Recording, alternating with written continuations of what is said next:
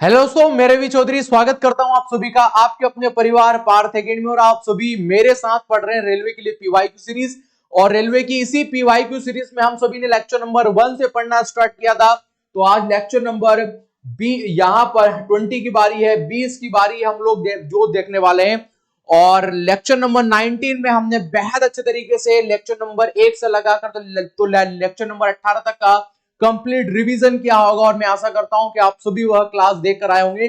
ये जो शिफ्ट का पेपर हुआ था, ये लास्ट हमारा कंप्लीट पेपर जो सॉल्यूशन था, जो 10/1 और 2021 की जो सेकंड शिफ्ट का पेपर देखा था, इसका कंप्लीट पेपर सॉल्यूशन हम सभी ने देख लिया था। आज जो आप लोगों की यहां पर जो आप लोगों की 11/1 और 2021 का जो फर्स्ट शिफ्ट का पेपर हुआ था, उसका कंप्लीट पेपर सॉल्यूशन आप सभी मेरे साथ पढ़ने वाले हैं। और यदि कोई विद्यार्थी हमारे साथ पहली बार जुड़ा होगा, तो मैं आशा करता हूं कि उसने चैनल को सब्सक्राइब जरूर किया होगा। और जो जो निरंतर वे में विद्यार्थी हमारे साथ जुड़े हैं, वो इस चैनल को लाइक जरूर करिएगा। बिगर किसी देरी से मैं बढ़ूंगा आज की क्लास के पहले प्रश्नों के साथ में। और आज की क्लास का पहला प्रश्न आप सभी को जो देखने को मिलेगा, देखिएगा। जो पहला प्रश्न आप सभी को जो यहां पर देखने को मिलेगा, सवाल इस प्रकार से रहेगा। और मैंने कहा है कि हम लोगों को 11/1 और 2021 का जो फर्स्ट शिफ्ट का पेपर हुआ था, उसी शिफ्ट का पेपर सॉल्यूशन आप सभी इस बार पढ़ रहे हैं। ठीक है, चलिएगा। पहला सवाल है, वन पुनरारोपण का अर्थ क्या होता है? तो वन पुनरारोपण का अर्थ क्या होता है, आप सभी से यहाँ पे सवाल पूछा है। और चार ऑप्शन आप सभी को देखने को मिलेंगे। वनों को सुदृढ़ करना, सेकंड ऑप्शन आप सभी को देखने को मिलेगा नष्ट हुए वनों के स्थान पर नए पेड़ लगाना, या फिर वनों में घूमना, वन में पशुओं की देखभाल जो करना। तो वन पुनरारोपण का मतलब क्या होता है, आप लोगों से रेलवे में इसी प्रकार से सब यहाँ पे प्रश्न पूछा था। मैंने कहा था कि आप लोगों को यदि रेलवे की एग्जाम जो देने वाले हैं, तो पर्यावरण से संबंधित सवाल बनेंगे। और उसी पर्यावरण से संबंधित ये सवाल था। तो वनारोपण का मतलब क्या होता है, तो आप लोगों को याद रखना पड़ेगा, नष्ट हुए वनों के स्थान पर पेड़ लगाना। क्या रहेगा इस सवाल का राइट आंसर? नष्ट हुए वनों के स्थान पर नए पेड़ लगाने को हम लोग वनारोपण हम लोग इसको बोलते हैं। ऑप्शन नंबर जो सी रहेगा, ये हमारे सवाल का बिल्कुल राइट आंसर यहां पर देखने को मिलेगा। चलिए अब आगे बढ़ते हैं और सवाल नंबर 2 की चर्चा करेंगे। और सवाल नंबर 2 जो आप सभी को देखने को मिलेगा, देखिएगा। सवाल नंबर 2 इस प्रकार से रहेगा, कौन सा सरकारी संगठन भारतीय निवेशकों का प्रमुख नियामक है, जो प्रतिभूति बाजार में सक्रिय सभी की भूमिका निभाता है? यहाँ पर हम लोगों से सवाल पूछा है। यहाँ पर हम लोगों से पूछा है IRDAI के बारे में। हम लोगों ने बेहद पहले IRDAI बैंक के बारे में पढ़ा था। हमने कहा था कि मल्होत्रा समिति, कौन समिति? मल्होत्रा समिति की सिफारिश पर, मल्होत्रा समिति की सिफारिश पर इसको लाया गया था भारत में सबसे पहले, आप सभी जानते हैं। इसके बाद भारतीय रिजर्व बैंक, हम लोग भारतीय रिजर्व बैंक को तो हम लोग जानते हैं कि एक हिल्टन आयोग, कौन सा आयोग? एक हिल्टन आयोग बनाया गया। और ये हिल्टन आयोग कब बनाया गया था? तो ये हिल्टन आयोग भारत में इंट्रोड्यूस किया गया 1926 में। फिर उसके बाद भारत में आरबीआई एक्ट इंट्रोड्यूस किया गया, आरबीआई एक्ट। और भारत में आरबीआई एक्ट आया था 1934 में। इसके बाद भारत में आरबीआई की स्थापना हम लोगों को देखने को मिलती है 1 अप्रैल, भारत में 1 अप्रैल। और हम लोगों को 1 अप्रैल 1934 और सॉरी या आप सभी को 1935 में आरबीआई की स्थापना जो देखने को मिली। इसके बाद हमें यहाँ पर आप सभी को याद होना चाहिएगा कि 1949 में हम लोगों को आरबीआई का राष्ट्रीयकरण हम लोगों को देखने को मिलता है। राष्ट्रीय जो करण जो देखने को मिलता है। आप लोगों से सवाल पूछ लेगा कि आरबीआई की उप शाखाएं कितनी है? उप शाखाएं आप लोगों को कितनी देखने को मिलती है? तो 4 उप शाखाएं देखने को मिलती है। और आरबीआई संग्रहालय कहां पर देखने को जो यहां पर मिलेगा? तो आप लोगों को याद होना चाहिए कि आरबीआई संग्रहालय हम लोगों को कोलकाता, कहां पर? कोलकाता में यहां पर देखने को मिलता है। तो ये आप सभी को यहां पर याद होना चाहिएगा। सेबी, इस सवाल का बिल्कुल राइट आंसर हम लोगों को सेबी देखने को मिलेगा। सेबी की स्थापना आप सभी जानते हैं, यहाँ पर 1988 में हम लोगों को यहाँ पर देखने को मिलती है। नाबार्ड के बारे, नाबार्ड एक कृषि व्यापारिक बैंक है, आप सभी जानते हैं कि नाबार्ड की स्थापना हम लोगों को आप लोगों के 1982 में देखने को मिलती है और आपसे पूछेगा कि समिति की सिफारिश पर देखने को मिला। ये जरूर आप लोगों से सवाल पूछेगा कि समिति की सिफारिश पर नाबार्ड बैंक की स्थापना देखने को मिलती है। तो नाबार्ड बैंक की स्थापना आप सभी जानते हैं कि हमें शिवरामन समिति, कौन समिति, शिवरामन समिति की सिफारिश पर हम लोगों को यहाँ पर ये देखने को मिलता है। लेकिन आप सभी जानते हैं भारतीय निवेशकों का प्रमुख नियामक है जो प्रतिभूति बाजार में सक्रिय भूमिका निभाता है, उसे हम लोग सेबी कहते हैं। ठीक है, ये शेयर मार्केट पर भी नियंत्रण रखने का काम करता है। ऑप्शन नंबर जो सी होगा जो हमारे सवाल का बिल्कुल राइट आंसर यहाँ पर देखने को मिलेगा। चलिएगा सवाल नंबर 3 पर बढ़ेंगे और सवाल नंबर 3 हम लोगों को देखने को मिलेगा फूड पॉइजनिंग होने की सबसे अधिक संभावना कहां पर होती है।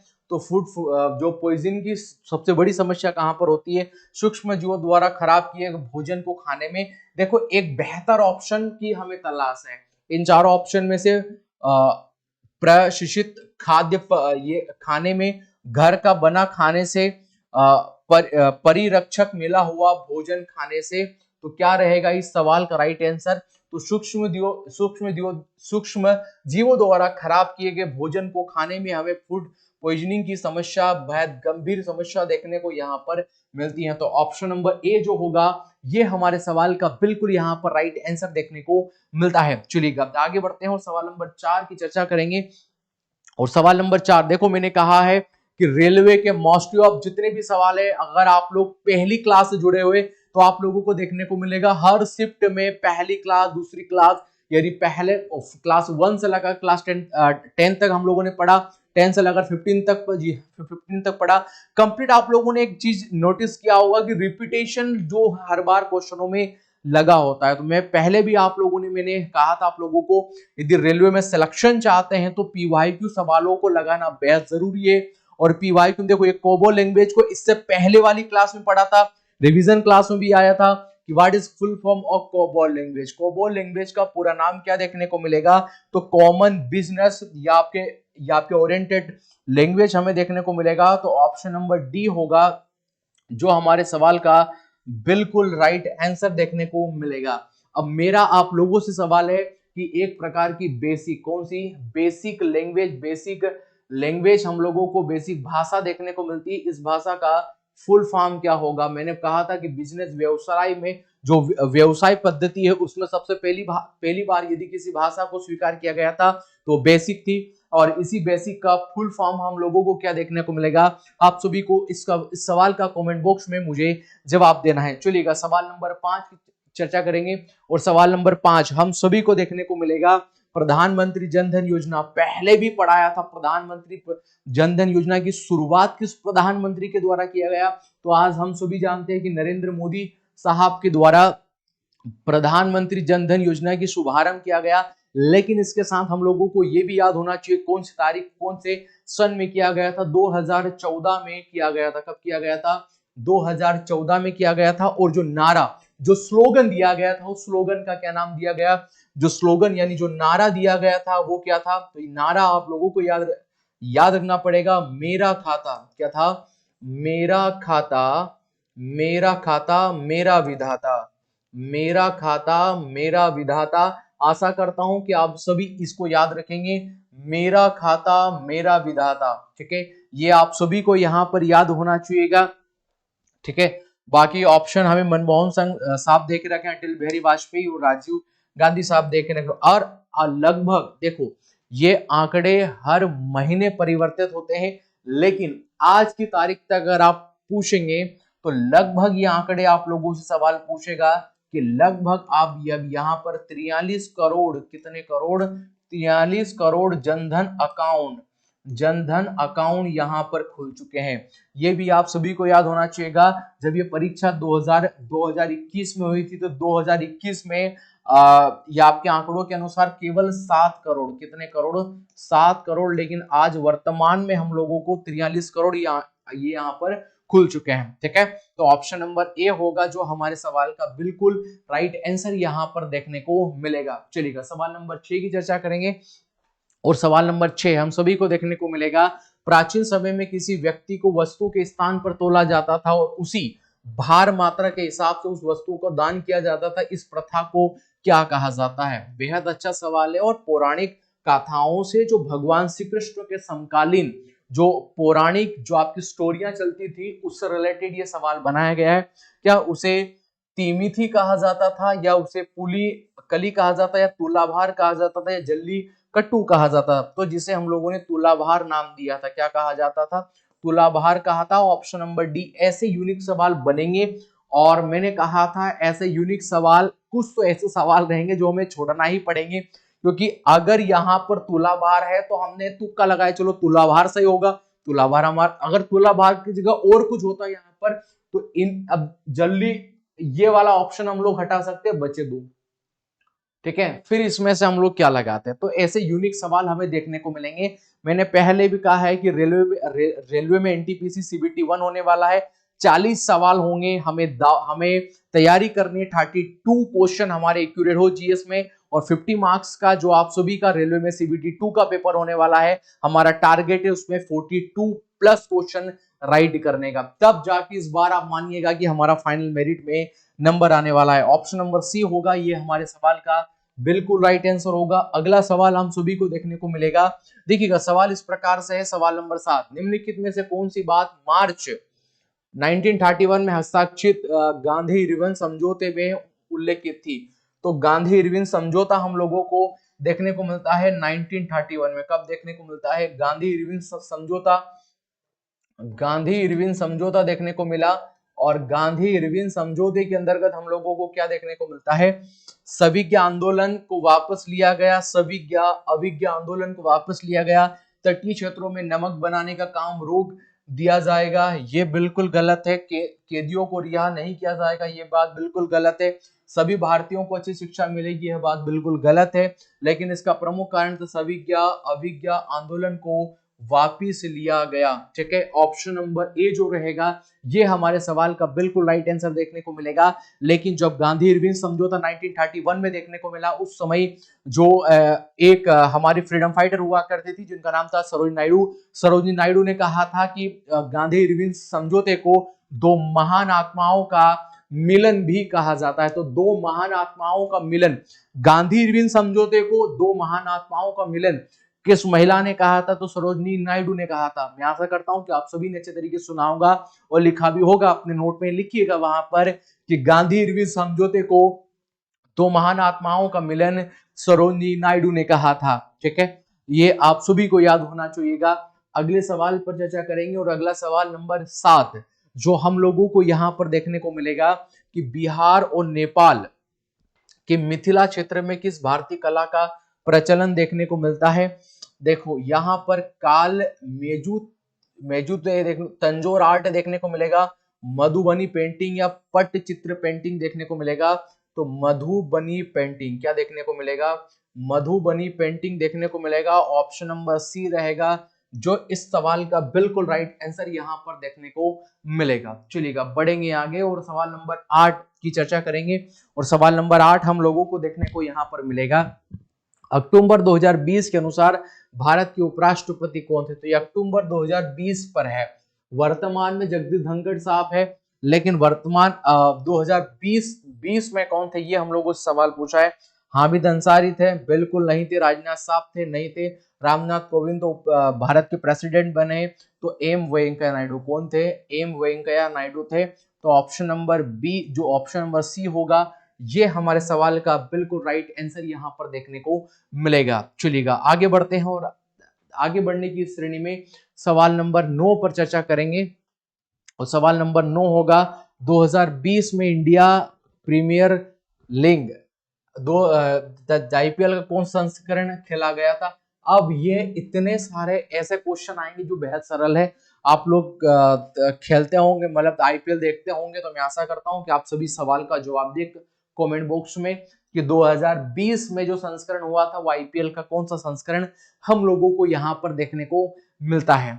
चलिएगा आगे बढ़ते हैं और सवाल नंबर 10 की चर्चा करेंगे। और सवाल नंबर 10 हम लोगों को देखने को मिलेगा, देखिएगा सवाल नंबर 10 है, मानुषी छिल्लर ने मिस वर्ल्ड 2017 खिताब किस देश में जीता था? तो ये किस देश में जीता था? तो ये चीन में जीता था। कब जीता था? चीन में। और मैं बात कर रहा हूँ 1966 में रीता फारिया, कुमारी रीता फारिया बनी थी पहली बार यहाँ पर मिस वर्ल्ड। रीता फारिया बनी थी, आप लोगों को याद होना चाहिएगा। 1994 में कौन बनी थी, यहाँ पर बनी थी ऐश्वर्या राय। कौन बनी थी, ऐश्वर्या जो है राय बनी थी। इसके बाद कौन बनी थी 1997 में, आप सभी को याद होना चाहिए, डायना हेडन। डायना हेडन यहाँ पर बनी थी। इसके बाद भी बनी थी एक जो 1990 में बनी थी, 1990 मतलब 1999 में भी एक मिस वर्ल्ड बनी थी। कौन बनी थी, अब आप सभी बताइएगा कौन बनी थी, युक्ता मुखी। कौन बनी थी, युक्ता मुखी। युक्ता मुखी बनी थी। इसके बाद भी 3 बन चुकी हैं। अब आप 2000 पे आते हैं तो सन 2000 में कौन बने थे, तो 2000 में बने थे यहाँ पर प्रियंका चोपड़ा। कौन बने थे, प्रियंका चोपड़ा। ठीक है, प्रियंका चोपड़ा बने थे। और 2017 में कौन बने हैं, 2017 में मानुषी छिल्लर है। ठीक है, मानुषी जो छिल्लर बनी है ये कब बनी है, ये 2017 बनी है। लेकिन ये ऐसी 6 बनी, 3 और 3 6, 3 और 3 6 हो गए। मैं सही है, बिल्कुल सही है। 2000 के बाद 2017 में मानुषी छिल्लर बनी है। ठीक है, ये हमारे सवाल का बिल्कुल राइट आंसर होगा। तो ये जो प्रतियोगिता हुआ था किस देश में जीता था, तो ये चीन में हुआ था। कहां पर हुआ था, चीन में हुआ था। ऑप्शन नंबर बी जो रहेगा ये हमारे सवाल का बिल्कुल राइट आंसर देखने को मिलेगा। ये सन मैंने बिल्कुल सही लिखे हैं, इनके नाम सही लिखे हैं। तो आप सभी ये भी याद कर लीजिएगा, आपसे पूछ लेगा कौन कब बना था। ठीक है, चलिएगा आगे बढ़ते हैं, सवाल नंबर 11 की चर्चा करेंगे। और सवाल नंबर 11 आप सभी को देखने को मिलेगा, सतीश धवन अंतरिक्ष केंद्र कर्नाटक श्रीहरिकोटा किस राज्य में स्थित है, तो ये किस राज्य में हमें देखने को मिलेगा, मूल रूप से ये आंध्र प्रदेश में। कहां पर देखने को मिलेगा, आंध्र प्रदेश में। ऑप्शन नंबर डी होगा जो हमारे सवाल का बिल्कुल राइट आंसर देखने को मिलेगा।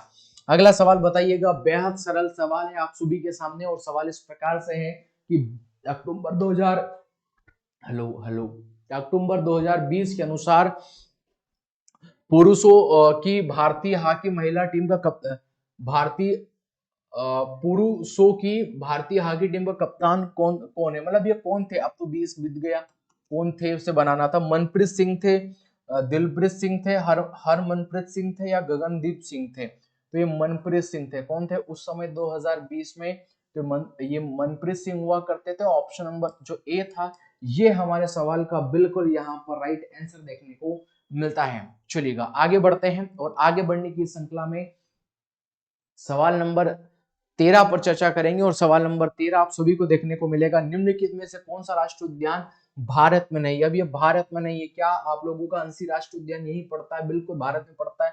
दाचीग्राम राष्ट्रीय उद्यान आप सभी जानते हैं JNK में, जम्मू कश्मीर में हमें देखने को मिलता है। अब बालक्रम, बालक्रम है ये मेघालय में। कहां पर, मेघालय में हम लोगों को देखने को मिलेगा। इसके बाद में सुंदूर राष्ट्रीय उद्यान। अब ये सुंदूर राष्ट्रीय उद्यान कहां पर है, ये पाकिस्तान में। कहां पर देखने को मिलेगा, ये पाकिस्तान में है। और पाकिस्तान और अफगानिस्तान की सीमा पर एक खैबर दर्रा, कौन सा दर्रा, एक खैबर पास, एक खैबर दर्रा देखने को मिलता है। उसी के नजदीक में हम लोगों को यहाँ पर सुंदूर राष्ट्रीय उद्यान देखने को मिलता है। बाकी सब तो हमारे भारत में ही है, लेकिन ये हम लोगों को पाकिस्तान से रिलेट करता है, वहां का हम लोगों को देखने को मिलता है। चलिएगा आगे बढ़ते हैं, और आगे बढ़ने के साथ सवाल नंबर 14 जो हम लोगों को देखने को मिलेगा, 2 या 2 से अधिक पदार्थों का एक सममांग मिश्रण होता है। तो ये सममांग मिश्रण होता है, उसे क्या कहा जाता है, उसे कण कहा जाता है, अणु कहा जाता है, घटक या फिर विलयन। तो उसे क्या कहा जाता है, विलयन कहा जाता है। ऑप्शन नंबर यहाँ पर सी लिखा हुआ है, तो सी ही हमारे सवाल का बिल्कुल राइट आंसर यहाँ पर देखने को मिलता है। चलिएगा आगे बढ़ेंगे, और आगे बढ़ने के बाद में बढ़ेंगे सवाल नंबर 15 की ओर। और सवाल नंबर 15 जो देखने को मिलेगा, पौधों को 5 समूहों में बांटा जाता है, इनमें से कौन सा एक नहीं है। ठीक है, तो आप सभी जानते हैं कि बायोफाइटा हमारे पास में होता है। ठीक है, थेलोफाइटा हमारे पास में होता है, टेरिडोफाइटा होता है, जिम्नोस्पर्म होता है, और आप सभी का एंजियोस्पर्म होता है। तो ये 5 प्रकार से क्लासिफिकेशन किया है, ये 5 प्रकार होते हैं। लेकिन प्रोटोकॉर्डेटा यहाँ पर नहीं होता। कौन नहीं होता, प्रोटोकॉर्डेटा नहीं होता। ऑप्शन नंबर सी जो होगा। वैसे ये 5 प्रकार के हमें मुख्य तौर पर हम लोगों को देखने को मिलता है। चलिएगा आगे बढ़ेंगे, और आगे बढ़ने के बाद सवाल नंबर 16 जो हम सभी को देखने को मिलेगा। सवाल नंबर 16 इस प्रकार से, 2018 में ग्रीनपीस द्वारा एक नए अध्ययन के अनुसार पृथ्वी का सबसे दूषित शहर कौन सा है? सबसे दूषित शहर हम लोगों से पूछा है 2018 में। ठीक है, तो कौन सा देखने को मिलेगा? तो और ढाका हम लोगों को देखने को मिलेगा, जो गलत है।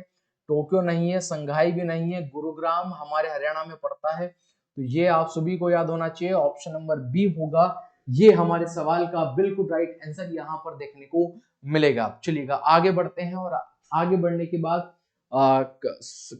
मतलब क्वेश्चन नंबर 17 की ओर रुख करेंगे कि निम्नलिखित में से क्या असहयोग और खिलाफत आंदोलन का परिणाम था? मतलब ये दो मूवमेंट हमें स्टार्ट किए, असहयोग आंदोलन यहाँ पर स्टार्ट किया और खिलाफत आंदोलन जब यहाँ पर स्टार्ट किया, आप सभी जानते हैं 1920 में स्टार्ट किया था, और लगभग 1919 के लगभग के दौर में इसको स्टार्ट किया।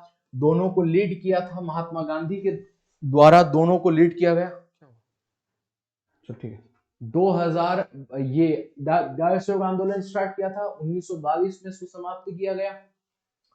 तो ये आप लोगों का 19 और 20 में इसको समाप्त किया गया था।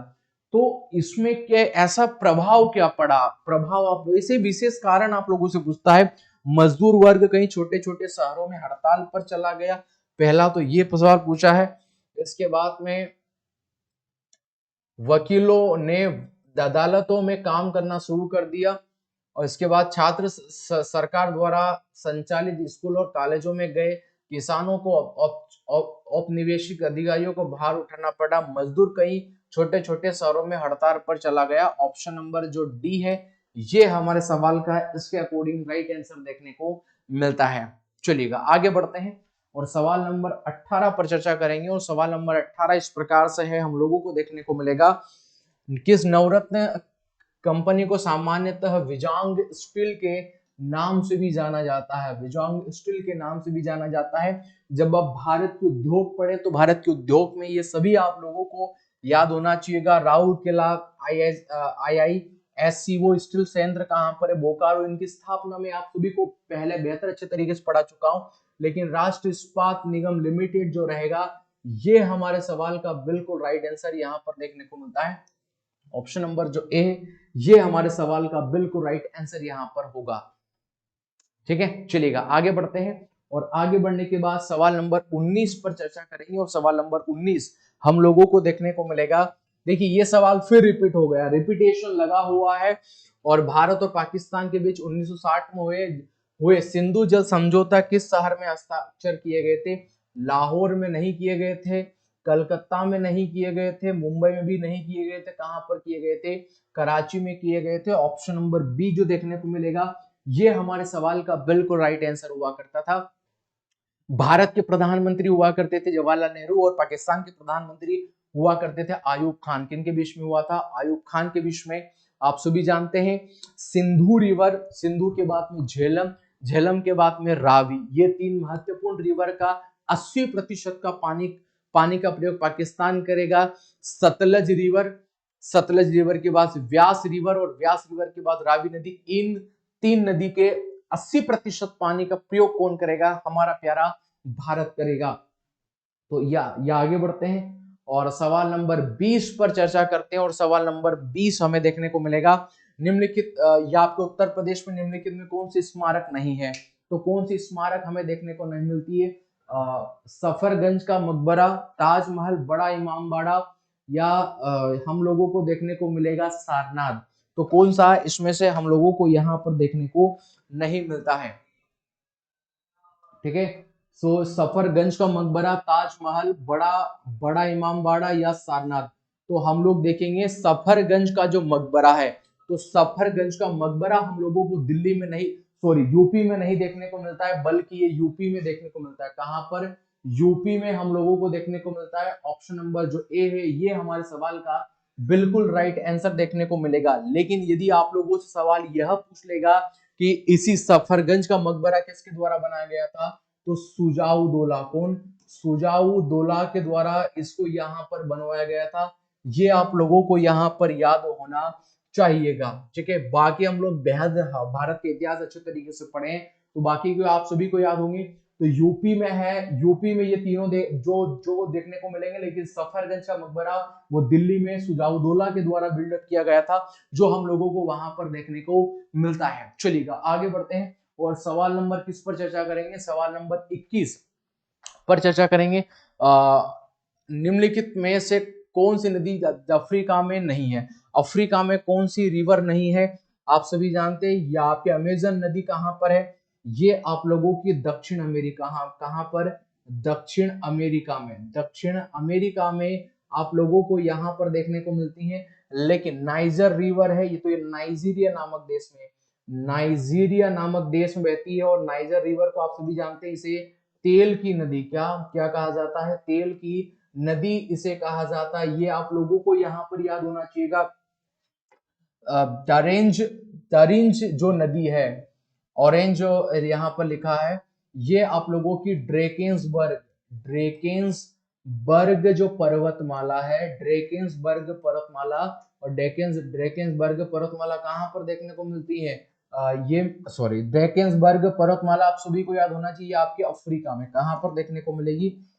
द ड्रेकेंसबर्ग पर्वतमाला, ये अफ्रीका में, कहां पर? अफ्रीका में देखने को मिलती है। तो इसका ओरिजिन पॉइंट वहीं पर होता है, नाइजर हो गई। ये आपकी अमेजन रिवर देखने को मिलती है।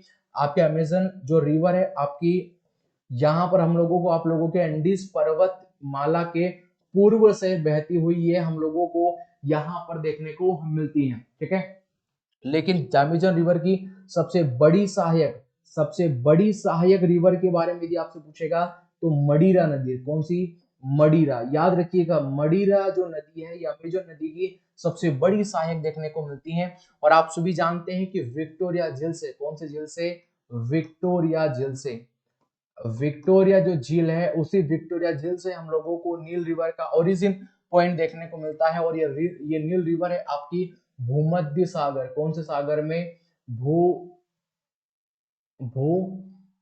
भूमध्य जो सागर है, यहाँ पर गिरती हुई हम लोगों को देखने को मिलती है। और आपके अमेजन रिवर जिस जगह पर गिरती है उस जगह वो आप लोगों का अटलांटिक महासागर है। कौन सा? अटलांटिक महासागर देखने को मिलेगा। लेकिन आपके अटलांटिक महासागर में एक मकाप, याद रखिएगा जगह, इन प्लेस ऑफ मकाप में यह रिवर जाकर गिरती है। तो ये सारी हमें अफ्रीका में देखने को मिलती है, लेकिन ये हमें अमेजन रिवर दक्षिण अमेरिका में देखने को मिलती है। तो ऑप्शन नंबर डी होगा जो हमारे सवाल का बिल्कुल यहाँ पर राइट आंसर देखने को मिलता है। चलिएगा आगे बढ़ेंगे और आगे बढ़ने की श्रृंखला में क्वेश्चन नंबर 23, 22 गायब हो गया, 23 पर चलेंगे। और क्वेश्चन नंबर 23 ये 2019 में एंटी सैटेलाइट परीक्षण के साथ साथ भारत किन देशों की लिस्ट में शामिल हो गया? ऐसा सफल परीक्षण करने वाले कौन कौन से देश शामिल हो गया? रूस, चीन और फ्रांस है। देखो हम लोग ऐसे ऑप्शन पे चलेंगे, हमें पता है कि रूस और फ्रांस कर सकते हैं, रूस और चीन कर सकता है, फ्रांस नहीं कर सकता, यहाँ पर हटा गया। अमेरिका कर सकता है, रूस कर सकता है, ब्रिटेन नहीं कर सकता। रूस कर सकता है, चीन कर सकता है, ब्रिटेन नहीं कर सकता। अमेरिका, यूएस, रूस किसी बड़े काम को कर सकते हैं। ऑप्शन नंबर डी होगा, यही हमारे सवाल का बिल्कुल राइट आंसर यहाँ पर देखने को मिलता है। चलिएगा सवाल नंबर 24 की चर्चा करेंगे। और सवाल नंबर 24 हम लोगों को देखने को मिलेगा, और कौन सा जल पट्टी का भारत और श्रीलंका को अलग करती है? बेहद सरल सवाल है। पाक जलडमरू। कौन सा करता है? पाक जलडमरू जो करता है।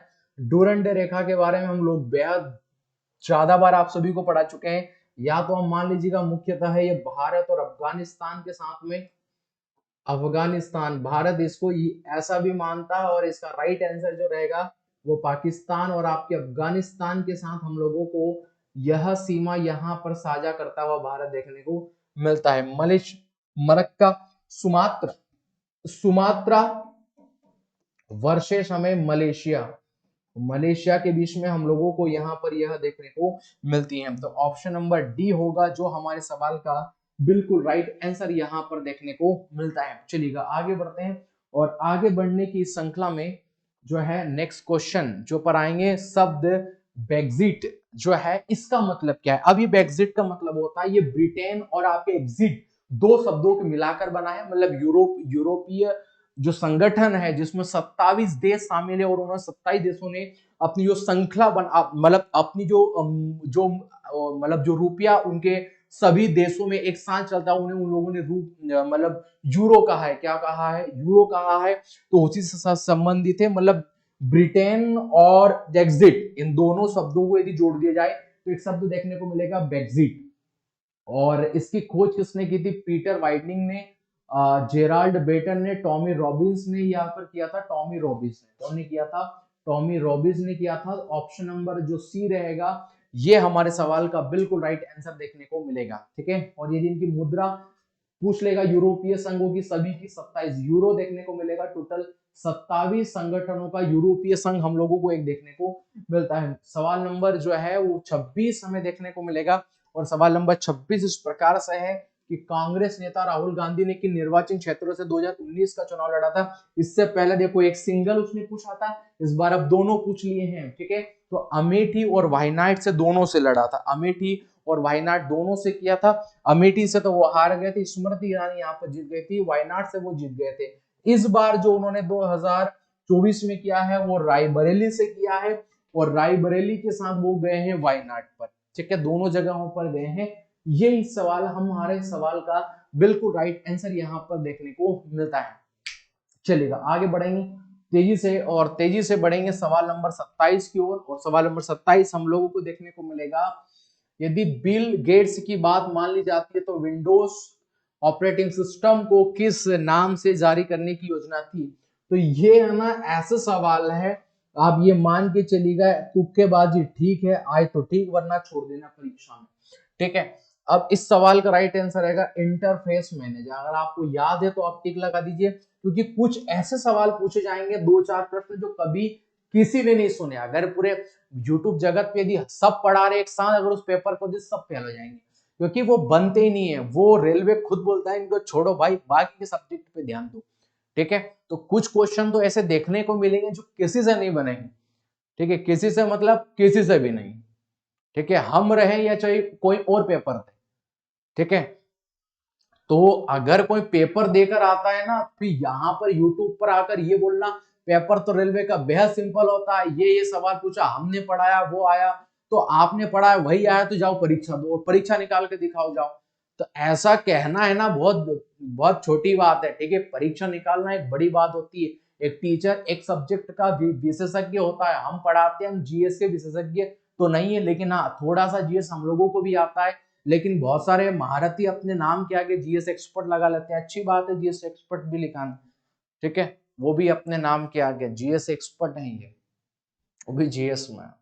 ठीक है, और बोल देते हैं कि हलवा सॉल्यूशन, पेपर बहुत सिंपल आया, पेपर बहुत सिंपल आया, हमने पढ़ा वही आया। तो दादा तुमने पढ़ा है वही पाया, तो जाओ परीक्षा दे के आ जाओ। और विद्यार्थियों को यदि एग्जाम क्वालिफायर कर जाओ और उसके बाद बताना कि हाँ ये देखो ये हमने पढ़ाया, हम परीक्षा देकर आए, वही का वही आया और हम एग्जाम क्वालिफायर कर गए। ठीक है, दो चार क्वेश्चन आते हैं और यूट्यूब पे हवाबाजी कर देते हैं। लाएंगे जल्दी वीडियो इसके ऊपर एक, देखना। क्वेश्चन नंबर 28 है, अक्टूबर 2020 तक की जानकारी प्राप्त के अनुसार भारत में निम्नलिखित में किस शहर में मेट्रो रेलवे प्रणाली अभी तक परिचालित? अब ये 2020 की बात कर रहा है। क्या लखनऊ में थी, है कोची में है, जयपुर में थी, 1984 में कोलकाता में सबसे पहले प्रारंभ हुआ था, पुणे में इस समय पर नहीं थी। Option number D. अब तो लगभग लगभग विकास कार्य सब जगह जारी है। ठीक है, चलिएगा सवाल नंबर 29 की तरफ बात करेंगे। आधुनिक अर्थशास्त्र का जनक किसे कहा जाता है? द वेल्थ ऑफ नेशन इनकी बुक है। और क्या रहेगा इस सवाल का राइट आंसर? मनमोहन साहब को, बिल्कुल मनमोहन साहब। जॉन मेनार्ड किन से ने? अमर्त्य सेन से। तो एडम स्मिथ। क्या रहेगा सवाल का राइट आंसर? एडम स्मिथ देखने को मिलेगा। ऑप्शन नंबर जो ए रहेगा ये हमारे सवाल का बिल्कुल यहाँ पर राइट आंसर देखने को मिलेगा। चलिएगा आगे बढ़ते हैं, और आगे बढ़ने की श्रृंखला में सवाल नंबर 30 हमें देखने को मिलेगा। ये यहाँ पर नहीं देखने को मिलेगा। D, cobalt. क्या देखने को मिलेगा? कोबाल्ट जो है ये हमें देखने को मिलेगा। मिनीमाता कन्वेंशन को किस भारी धातु के उत्सर्जन पर ध्यान दिलाने के लिए 2013 में जापान में एक सम्मेलन आयोजित किया गया था? पार आप सभी जानते हैं मिनीमाता रोग पारे के माध्यम से होता है। तो ऑप्शन नंबर जो ए रहेगा यही हमारे सवाल का बिल्कुल राइट आंसर यहाँ पर देखने को मिलता है। ठीक है, और सवाल नंबर 31 जो हमें देखने को मिलेगा, सवाल नंबर 31 है, पेनिसिलिन की खोज किसने की थी? पेनिसिलिन की खोज किसने की थी? लुई पास्चर के द्वारा किया गया था, चार्ल्स डार्विन। और पेनिसिलिन साइंस का क्वेश्चन है, बेहद सिंपल है, आईएमपी क्वेश्चन रहता है। कमेंट बॉक्स में चाहूंगा आप सभी सवाल का जवाब दें कि पेनिसिलिन की डिस्कवर किसने किया था? Louis Pasteur, Charles Darwin, Alexander Fleming, या ये तो देना, एक सवाल तो साइंस का है, इस सवाल का तो आप कमेंट बॉक्स में मैं चाहूंगा आप सभी सवाल का राइट दे, इस सवाल का राइट आंसर दे। सवाल नंबर 32 की ओर रुख करेंगे, और सवाल नंबर 32 हम लोगों को देखने को मिलेगा, किस देश में दुनिया का सबसे लंबा लिखित कॉन्स्टिट्यूशन है? तो देखो, मैं वैसे ही बोल रहा हूं, लिख नहीं रहा हूं, सबसे लिखित अगर कॉन्स्टिट्यूशन पूछेगा या सबसे बड़ा कॉन्स्टिट्यूशन पूछे, यदि सवाल पूछेगा, प्यारा भारत है, बेस्ड ऑन आर्टिकल, अनुच्छेद के आधार पर पूछेगा। 395 मूल संविधान में थे, वर्तमान में 444 से ज्यादा हो चुके हैं, तो भारत है। आर्टिकल बेस पर सबसे छोटा कॉन्स्टिट्यूशन देखेगा तो यूएसए का, अमेरिका का सबसे छोटा हो जाएगा। बेस्ड ऑन वर्ड्स, शब्दों के आधार पर सबसे बड़ा पूछेगा तो प्यारा भारत, शब्दों के आधार पर सबसे छोटा पूछेगा तो मोरक्को, सबसे नवीनतम जो पूछ लेगा तो 2015 में नेपाल को इंट्रोड्यूस किया गया था, वहां का अभी जो कॉन्स्टिट्यूशन बना है वो सबसे नवीनतम है। इतने तरीकों से छोटा या बड़े से रिलेट करके आप लोगों से सवाल पूछ सकते हैं। ठीक है, तो कोई नहीं, हमारा प्यारा भारत जो रहेगा, ये हमारे सवाल का बिल्कुल राइट आंसर यहाँ पर देखने को मिलता है। सवाल नंबर 33 की ओर रुख करेंगे, और सवाल नंबर 33 जो हमें देखने को मिलेगा, इंग्लिश चैनल तैर कर पार करने वाली पहली महिला कौन से देश की बनी थी? तो रूट वर्ड एल रिले जो बनी थी वो एक यूएस लेडी थी, अमेरिकी जो थी एक तो, और भारत में तरफ से आरती साहा मैडम, किन्ने? आरती साहा ने सबसे पहले इंग्लिश चैनल को यहाँ पर प्राप्त किया था। ठीक है, तो यूरोपीय जो भूमि है, यूरोप में जहाँ पे फ्रांस से रिलेट है, और उसमें और ब्रिटेन के बीच में आप सभी को एक गलियारा देखने को मिलेगा, उसी को हम लोगों ने इंग्लिश चैनल नाम दिया है। सवाल नंबर 34 की तरफ बढ़ेंगे, और सवाल नंबर 34 आपको लोगों को देखने को मिलेगा, निम्नलिखित में से कौन सी घटना 1757 के प्लासी की लड़ाई के बाद में अंग्रेजों के बाद घटी? कौन सी घटना ऐसी देखने को मिलती है? बंदरगाह वाले शहर मद्रास, कोलकाता, मुंबई को नष्ट किया गया? ऐसा बिल्कुल नहीं किया गया था, कोई भी नई इमारत और संस्थान नहीं बनाई गई, यह बिल्कुल के बाद घटना देखने को मिलती है। लोग मद्रास, कलकत्ता, मुंबई जैसे औपनिवेशिक शहरों से थे? बिल्कुल नहीं, ये भी गलत है। ब्रिटिश ईस्ट इंडिया कंपनी के व्यापार का विस्तार हुआ। ठीक है, अब ये शहरों से दूर रहे, ये यहाँ के दो वर्ड हैं, ये बिल्कुल ही व्यापार का विस्तार हुआ। ऑप्शन नंबर डी जो देखने को मिलेगा, यही सवाल का बिल्कुल यहाँ पर राइट आंसर देखने को मिलता है। सवाल नंबर जो है वो सवाल नंबर जो हमें 35 यहाँ पर देखने को मिलेगा, स्थानिक प्रजाति पौधे और पशुओं की वे प्रजातियां हैं जो हमें कहाँ पर देखने को मिलती हैं? एक विशेष क्षेत्र में पाई जाती है, जंगलों में ही पाई जाती है, स्वास्थ्य में बहुत अच्छी है, महामारी से पीड़ित है, तो एक विशेष क्षेत्र में पाए जाने वाले स्थानिक प्रजाति हम लोग बोलते हैं। तो ऑप्शन नंबर ए होगा जो हमारे सवाल का बिल्कुल राइट आंसर यहाँ पर देखने को मिलता है। चलिएगा आगे बढ़ते हैं, और सवाल को आगे बढ़ाने के बाद में सवाल नंबर 36 जो हमें देखने को मिलेगा, और 36 आप लोगों को दिख रहा होगा, वर्ल्ड वाइड वेब की आपका पंजीकृत पहला डोमेन का क्या नाम था? पहला डोमेन का क्या नाम था? www. आप लोगों का symbolics.com जो था, ये हमारे सवाल का बिल्कुल राइट आंसर रहेगा। ऑप्शन नंबर डी पर जाएंगे, जो हमारे सवाल का बिल्कुल राइट आंसर यहाँ पर देखने को मिलता है। चलिएगा आगे बढ़ते हैं, सवाल नंबर आगे हमें देखने को मिलेगा, सवाल नंबर 37 की हम लोग चर्चा करेंगे। ड्रम प्रशासन ने जमेरी की सरकारी एजेंसियों को किस चीनी प्रौद्योगिकी कंपनी के साथ व्यापार करने पर रोक लगा दी थी? तो कौन पे? शाओमी के साथ में, वीसी के साथ में, हुआई के साथ में, या ओप्पो के साथ में? तो ये हुआई कंपनी के साथ पर रोक लगा दी थी। ठीक है, तो ऑप्शन नंबर सी पर जाएंगे, जो हमारे सवाल का बिल्कुल राइट आंसर होगा। चलिएगा आगे बढ़ते हैं, और अंतिम जो सवाल रहेगा, इसे आप होमवर्क में मान सकते हैं, इसके बाद तो नहीं है, इसके बाद सवाल नहीं देखने को मिलेंगे। अच्छा एक और है, चलिएगा ये हम बता देते हैं, भारतीय नाभिक कार्यक्रम का जनक किसे माना जाता है? होमी जहांगीर बाबा साहब को माना जाता है। ऑप्शन नंबर जो ए रहेगा, ये सवाल का बिल्कुल राइट आंसर रहेगा।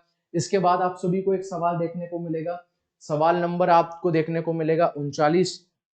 और ये सवाल नंबर 39 आप सभी को देखने को मिलेगा, निम्नलिखित में से किसने स्वदेशी आंदोलन के माध्यम से औपनिवेशिक सैन्य के उग्रवादी विरोधी की वकालत नहीं की? किसके द्वारा नहीं किया गया? गोपाल कृष्ण गोखले, बाल गंगाधर तिलक, लाला लाजपत राय या विपिन चंद्र पाल? क्या रहेगा इस सवाल का राइट आंसर? होमवर्क में आप सभी को मुझे बताना है। ठीक है, ठीक है। तो आप चाहूंगा कि आप सभी इस सवाल का जवाब दें और आप सभी मेरे साथ जुड़े इस क्लास के लिए। तो आप सभी का धन्यवाद। मैं आशा करता हूं कि आप सभी की तैयारियां बेहद अच्छे से चल रही होगी और आप सभी ने इस क्लास को लाइक जरूर किया होगा। इन्हीं शुभकामनाओं के साथ आप सभी का धन्यवाद।